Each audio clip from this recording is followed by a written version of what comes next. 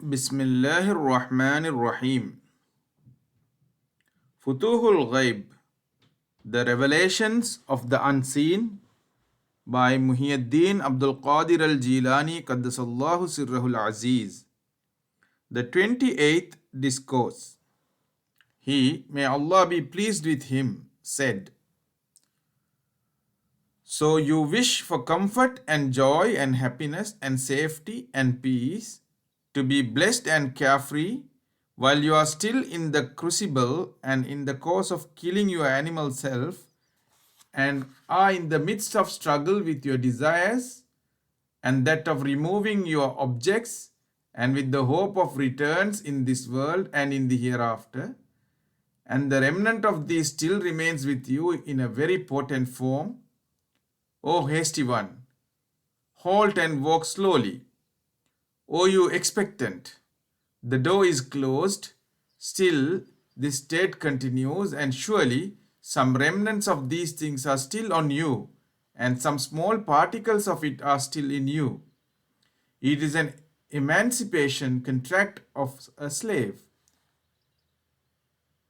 It is an emancipation contract of a slave. So long as even a penny is left on it, you are shut out of it.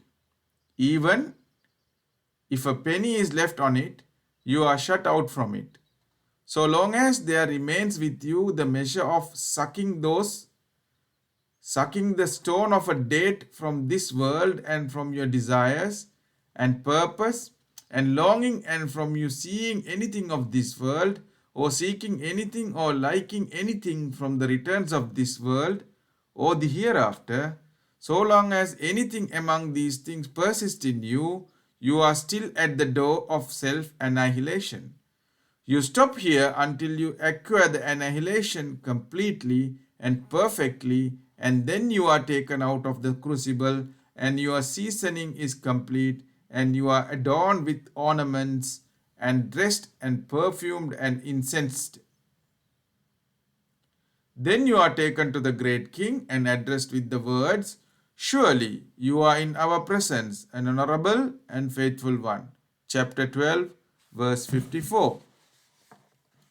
Then you will be provided with comforts, and shown gentleness, and fed with his favor, and also given drink, and will be made near, and will be enlightened on secrets which will not be hidden from you.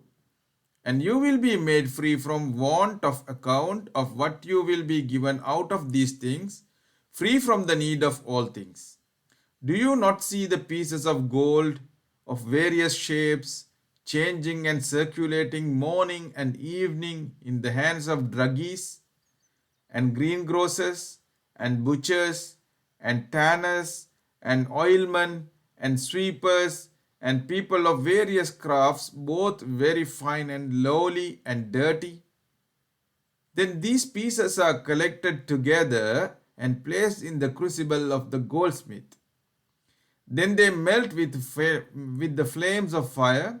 Then they are taken out of the crucible and pounded and softened and seasoned to make them into ornaments, and polished and perfumed, and then left unto best places and houses, behind locks, in treasuries and boxes and dark places. Oh, they are made to adorn the body of a bridge, and they are ornamented and given an honor.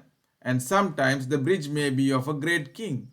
Thus the pieces of gold pass from one hand to the other, from the hands of tanners to the presence of the kings, and to the court after being melted and pounded.